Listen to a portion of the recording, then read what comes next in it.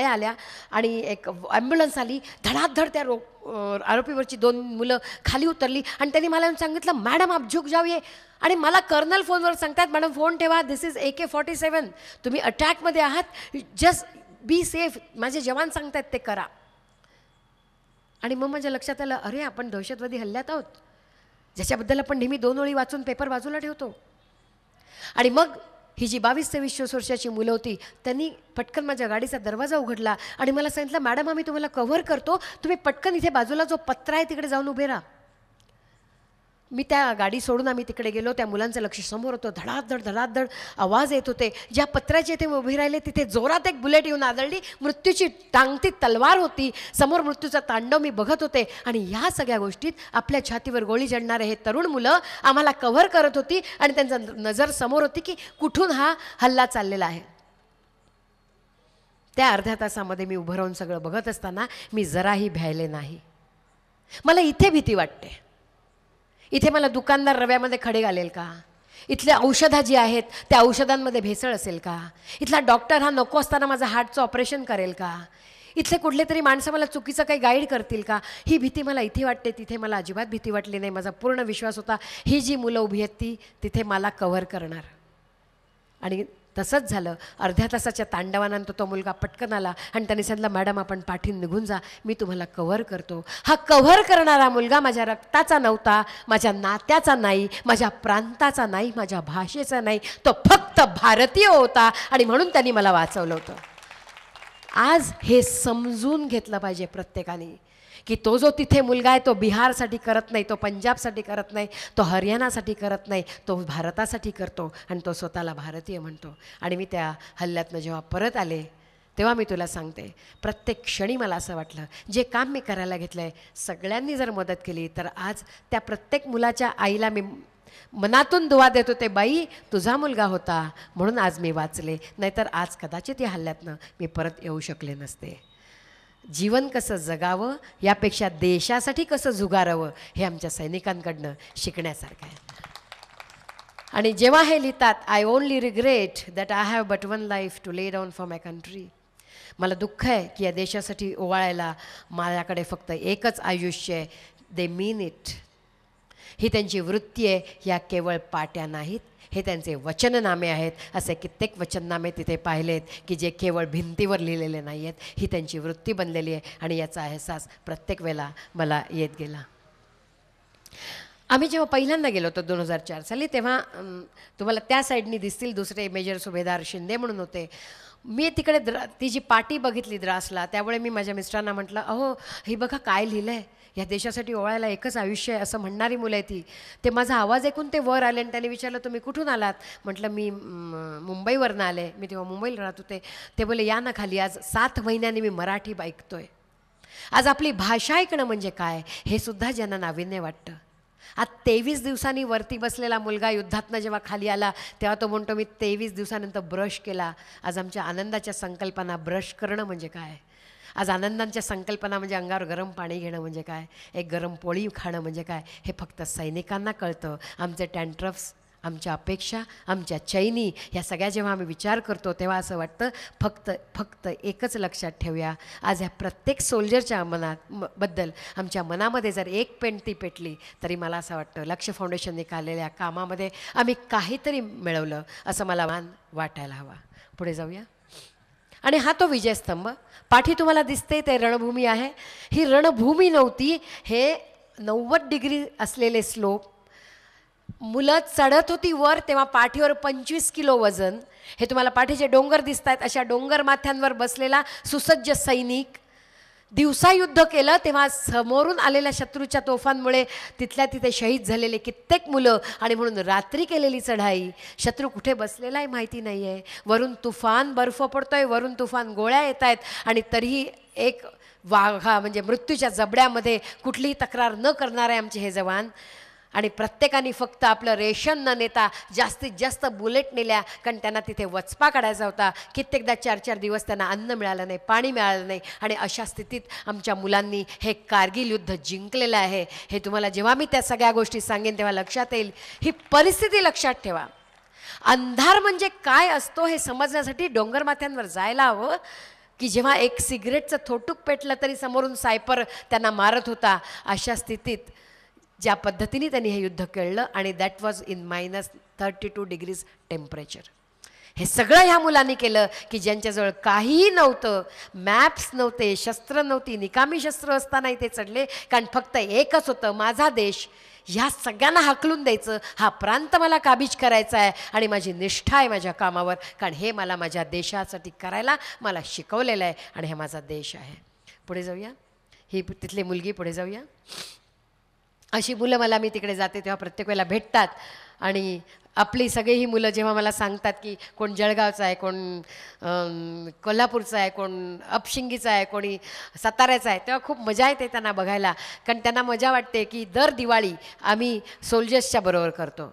गेल्या वर्षी आम्ही अपशिंगीला गेलो, त्याच्या आधी आम्ही सैनिक टाकळीला गेलो, आता अजून एक रत्नागिरीत गाव आहे की जिथे सगळी मुलं आर्मीमध्ये आहेत. आपल्या घरात काही व्हायच्या आधी सैनिकांनी खावं ह्या हेतूने आम्ही दिवाळीचे 8 दिवस आधी सैनिकांबरोबर दिवाळी करतो. आणि तेव्हा तिथे भेटलेल्या सगळ्या मुलांना सांगतो, ही दिवाळी तुझ्या आईवडिलांबरोबर घालवू, तू बेटा इथे राहा. कारण तो 6-6 महिने आईवडिलांपासून जेव्हा दूर असतो तेव्हा त्याच्या मनात काळजी असते, माझ्या आईवडिलांकडे कोण बघतं, माझ्या मुलाबाळांकडे कोण बघणार आहे. तेव्हा मी त्यांना सांगतो, येस वी आर देअर, आम्ही काळजी घेऊ, तुम्ही सुखाने राहा. हे त्यांचं चाललेलं रॉक क्लाइम्बिंग आहे. कारगिल के शहीदों के नाम. मी असं फिरता फिरता हा फोटो काढला आणि लक्षात आलं की हे चिक्कार झेंडे जे आहेत, हे झेंडे कारगिलकडे कूच करा म्हणून एका कंपनीला सांगितलं होतं आणि वरून जे मिसाईल आलं त्यामुळे तिथल्या तिथे त्यांचे तुकडे तुकडे तुकडे झाले आणि हे तुकडे कफिनमधनं त्यांच्या घरी गेले होते. ह्या प्रत्येकाचे हे तिथे लावलेले झेंडे आहेत. कधी असं होऊ नये, कधी आमचं सैन्यदल अशा रीतीने आमचे हे स्वाती नक्षत्रातलं जे पाणी असतं ना, ते जर समुद्रात पडलं आणि ते जर शिंपल्यात गेलं तर ते मोती होतात, नाही तर सगळ्या पाण्याचे मोती होत नाहीत. हे सगळे आमचे मोती आहेत आणि ह्यांना आम्ही जपलं पाहिजे, ह्यांची आम्ही शान राखली पाहिजे, ह्यांना आम्ही सन्मान दिला पाहिजे.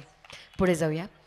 आता कारगिल युद्धाबद्दल बोलताना, कारगिल युद्धाच्या The Indian Army was forced to launch Operation Vijay to evict the Pakistan military personnel who had infiltrated into the Indian territory in the areas of Mushko, Dras.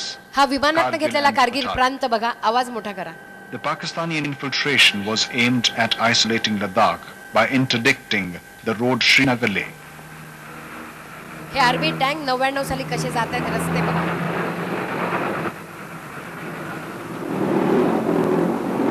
Zoji La pass. The great Himalayan range straddled by Zojila is vital for the surface maintenance of Zanskar, Ladakh and the Siash Glacier. For this operation, which commenced early May, the Indian Army built up the requisite force in the area of conflict, and rules of engagement were applied in all areas of ingress.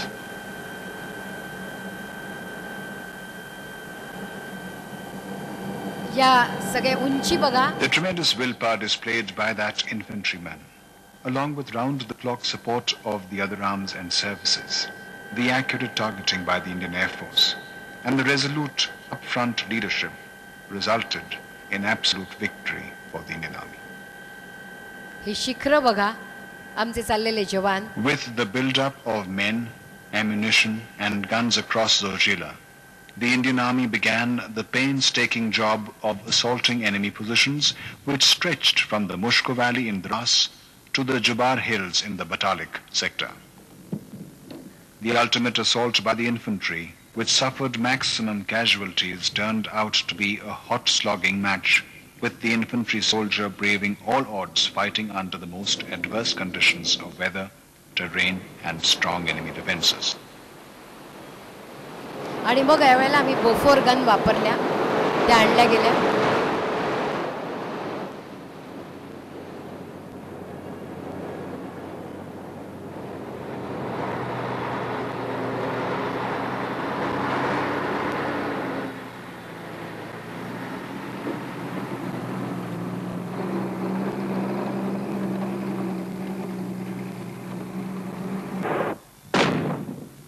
In the meantime, the Indian artillery, in support of the infantry, fired round the clock to keep the enemy heads down.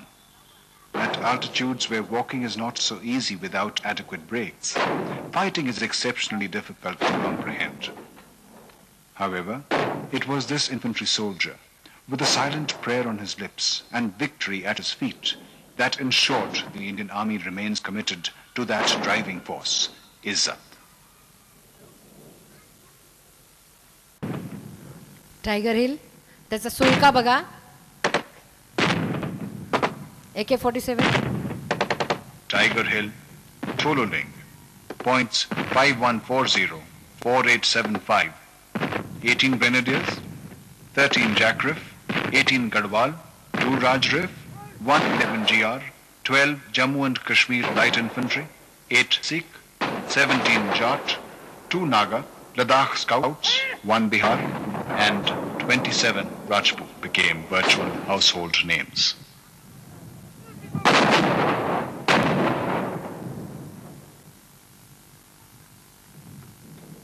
Countering aggression thrust upon us, more than 400 Indian soldiers laid down their lives, while many more were wounded.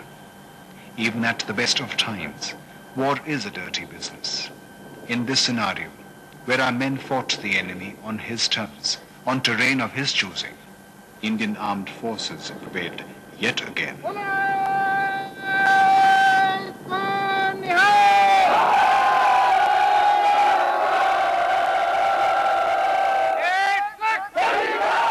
He Kargil वॉरची film मी याच्यासाठी तुम्हाला दाखवली की साधारण अंदाज येतो आपल्याला. 18,000 फूट म्हणजे काय, -32 म्हणजे काय, टेरेन डिफिकल्ट टेरेन म्हणजे काय, आणि कशा परिस्थितीत आमच्या मुलांनी युद्ध केलं हे आपल्याला लक्षात येईल. कारगिल युद्धामधले जे 4 परमवीर चक्र विजेते आहेत त्यांच्याबद्दल आपण बोलू. Yes, let it be. हे 4 परमवीर चक्र विजेते तरी आपल्याला माहिती असावे म्हणून हे घेतलंय. एका परमवीर चक्र विजेत्याच्या मागे अनंत सैनिक असतात हे लक्षात ठेवा. आणि अनामवीरा जिथे झाला तुझा जीवनांत, स्तंभ तिथे ना कोणी बांधला ना पेटली ना वात, ही अतिशय खरी स्थिती आहे. हे जे परमवीर चक्र विजेते आहेत, लेफ्टनंट मनोज कुमार पांडे 111 गोरखा रायफल, पुढचे आहेत ते captain Vikram Batra 13 JK rifle, grenadier Yogendra Singh Yadav 18 grenadiers, आणि रायफलमन संजय कुमार हे अगेन 13 JK रायफल. वरचे दोघं आहेत त्यांना मरणोपरांत परमवीर चक्र विजेते मिळालेलं आहे, आणि खाली जे दोघं आहेत ते जीवितपणी परमवीर चक्र विजेते आहेत. पुढे जाऊया. हा तुम्हाला मी दाखवते. हा जो तोलोलिंग तुम्हाला दिसतोय तिथे कसा असतो. के रुंगसे हा वयाचा 23, 2 नागाचा हा मुलगा, वय वर्ष 23 होतं. त्याला जेव्हा सांगण्यात आलं की चढाई कर, तो चढाई करायला वर निघाला, पण त्याच्या लक्षात आलं सायपरनी जी गोळी मारलेली आहे ती गोळी त्याच्या पोटामध्ये लागून ती ह्या बाजूने बाहेर आली आणि आतडी सगळी बाहेर आली. ती गोळी आत फिरते आणि ती आतडी बाहेर येतात. अशी जी आतडी आत बाहेर पडली ती त्यांनी आत ढकलली, पायाचे बूट काढले, तो रोप चढत वर चाललेला होता आणि त्यांनी ते शूज काढले कारण तो पाय घसरायला लागले. आपल्या पायाच्या बेचक्यात रोप पकडून तो वर चढला. 50 मीटरवर शत्रू होता. त्यांनी हातात रॉकेट लॉन्चर घेऊन पहिला हमला केला. 4 लोकांना त्यांनी यमसदनाला पोचवलं आणि शेवटी नागा प्रथेप्रमाणे भाला घेऊन त्यांनी चौघांच्या छाताडात रोवला आणि नंतर आपला प्राण त्यांनी दिला. हा 2 नागा लीड करतोय राजपुताना रायफलला आणि त्याचा शहीद झाला लडाखला. राष्ट्रीय एकात्मता काय आहे हे या सैन्य दलातनं शिकणं अत्यंत गरजेचं आहे. त्याच्यानंतर पुढे जाऊ जरा. हा मुलगा विजयंत थापर हा काय म्हणतो त्याच्या आईला, दुसरा क्षण त्याचा आहे की नाही माहीत नसताना तो जेव्हा 3 पिंपलवर चाललाय आपल्या आईला एक शेवटचं पत्र तो लिहितो, ते आपण ऐकूया. प्रिय मम्मी, पप्पा, बडी आणि आजी, तुम्हाला हे पत्र मिळेपर्यंत मी स्वर्गात असेन. माझ्या सेवेला तिथल्या अप्सरा आणि मेनका असतील. मी तुम्हाला वरूनच बघेन. अर्थात त्याबद्दल माझ्या मनात कसलीही खंत नाही. मला पुन्हा मनुष्य जन्म मिळाला तर मी पुन्हा सैनिक होऊन युद्धावर जाईन हे निश्चित. पण पप्पा, पुढे कधी जमलं तर आज भारतीय सैनिक तुमच्यासाठी कुठे आणि कसे लढले हे पाहण्यासाठी या भागामध्ये जरूर या. या सर्व सैनिकांचा त्याग आणि बलिदान तुम्हाला विसरता येणार नाही. जर माझ्या शरीराचा कोणताही अवयव चांगल्या स्थितीत असेल तर जरूर दान करा. मम्मी पप्पा, तुम्हाला माझा अभिमान वाटेल अशी कामगिरी मी निश्चितपणे करेन. माझं काही चुकलं असेल तर मला माफ करा. आता मी माझ्या 12 साथीदारांबरोबर मिशन पूर्ण करायला जात आहे. Live with dignity like a king, your dear Robin. या मुलाने हे पत्र लिहिलं. त्याच्या दुसऱ्या दिवशी 3 पिंपलवर आमनेसामने अम्ब्युश करून तो शहीद झाला आणि त्याला वीरचक्र मिळालं. त्याचं नाव आहे कॅप्टन विजयंत थापर, जो 2 राजपुताना रायफलचा होता. त्याचे वडील दरवर्षी 26 जुलैला मला तिथे भेटतात. दरवर्षी एखादी तिथे त्या भूमीवर तिथे वर जातात आणि आपल्या मुलाला सलाम करून येतात. Remember captain Vijayant Thapar. हा आहे पद्मपाणी आचार्य, ज्याचं वय वर्ष 32. त्यांनी आपल्या आईला पत्र लिहिलं होतं आणि त्याच्यानंतर 8 दिवसांनी तो शहीद झाला. तो म्हणतो, प्रिय आई बाबा, आमच्या कामाबद्दल आमची खूप प्रशंसा होते. कष्ट करण्याची तयारी आणि निष्ठा हे आमच्या जमेच्या बाजू आहेत. आत्ताचा काळ हा अधिक कष्टप्रद आहे, पण ते सर्वांच्या हितासाठी चाललं आहे. गीतेत अर्जुनाला कृष्णाने नाही का सांगितलं, जर तू युद्धात मृत्युमुखी पडलास तर स्वर्गात जाशील आणि जिवंत राहिलास तर पृथ्वीवरील राज्य उपभोगशील. आईला सांगा की युद्धात वीरमरण लाभणं यासारखा मान आयुष्यात एकदाच प्राप्त होतो.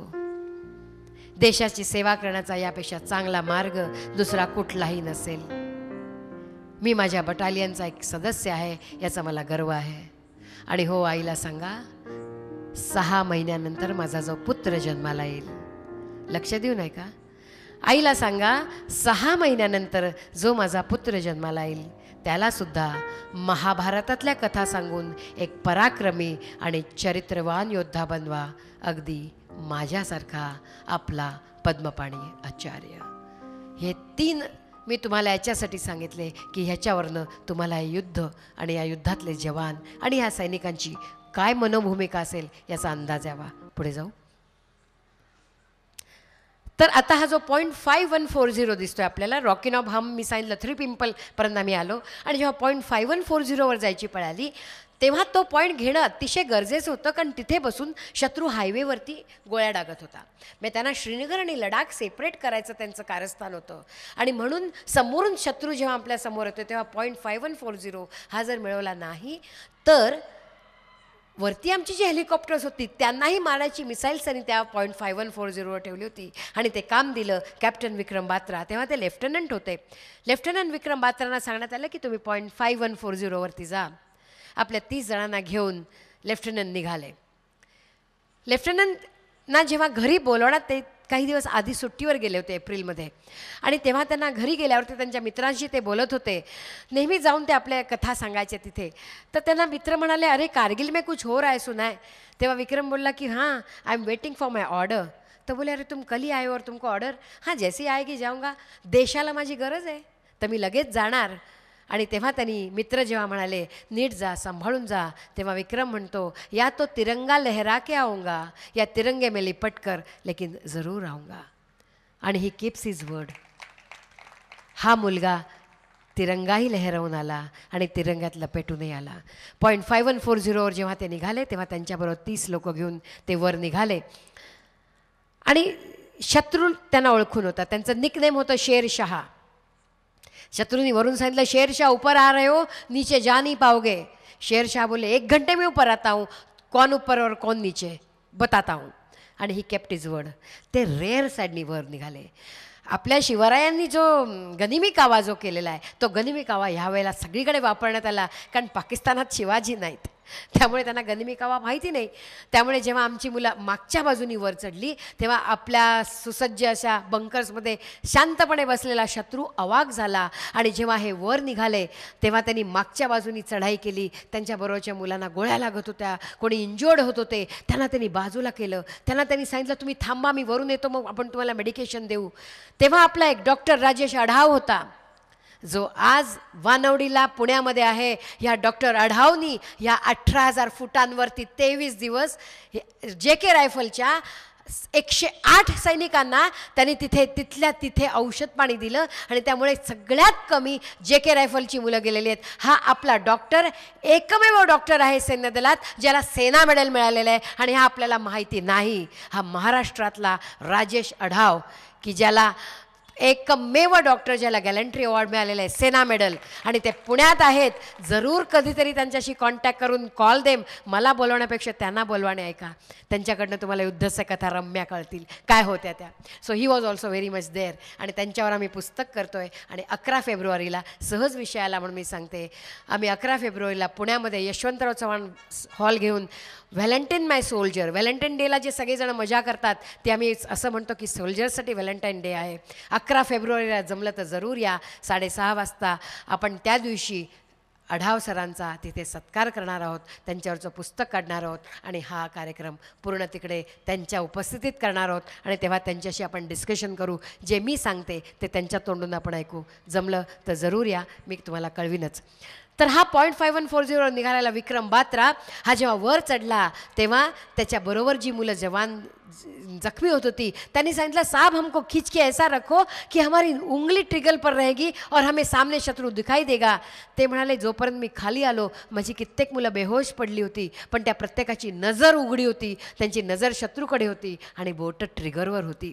आणि जेव्हा वर ते गेले .5140 त्यांनी आमने सामने अंबिश केली. 5 लोकांना त्यांनी खाली पाडलं, 13 लोकांना त्यांनी तिथे यमसदनाला धाडलं. आणि जेव्हा त्यांना तिथल्या तिथे लेफ्टनंटच्या ऐवजी कॅप्टन पदावर त्यांची तिथे उन्नती झाली. आणि तेव्हा त्यांना विचारलं, Vikram you have done a wonderful job, तुम्ही अप्रतिम काम केलेलं आहे, यू कॅन रिलॅक्स, तुम्ही खाली या, तुम्ही रेस्ट करू शकता, तुमची टीम आता थांबू शकते. तेव्हा विक्रम बात्रा बोलतात, ये दिल मांगे मोर. जेव्हा ही कॅप्शन आमच्या कुठल्या तरी पेप्सी किंवा लिम्कासाठी येते तेव्हा ये दिल मांगे मोर म्हणायला आम्हाला बॉलिवूडचा सितारा लागतो. कारण जर ती विक्रम बात्रावर केली तर त्याला TRP मिळत नाही, हे आमचं दुर्दैव आहे. पण यापुढे कधीही जर ये दिल मांगे मोर आपल्याला आठवण झाली तर लक्षात ठेवा, एक 25 वर्षाचा मुलगा ज्याने .5140 जिंकून दिला तो म्हणला होता, जेव्हा त्याला सांगितलं होतं की तू रेस्ट घे तरी तो म्हणला ये दिल मांगे मोर. आणि मग तो खाली उतरलेला आमचा विक्रम बात्रा या टायगर हिलच्या बाजूला .4875 आहे तिथे निघाला. वेळ हीच, निबिड अंधार, -32 डिग्री टेम्परेचर, पाठीवर 25 किलो वजन, रोपनी वर चढायचं आहे, रस्ते माहिती नाही आहेत, 90-80 डिग्री टेम्परेचर जसं काही रॉक क्लाइम्बिंग करतायत आणि समोरून शत्रूची गोळी आली आणि त्याच्याबरोबरच्या नवीनच्या गुडघ्यात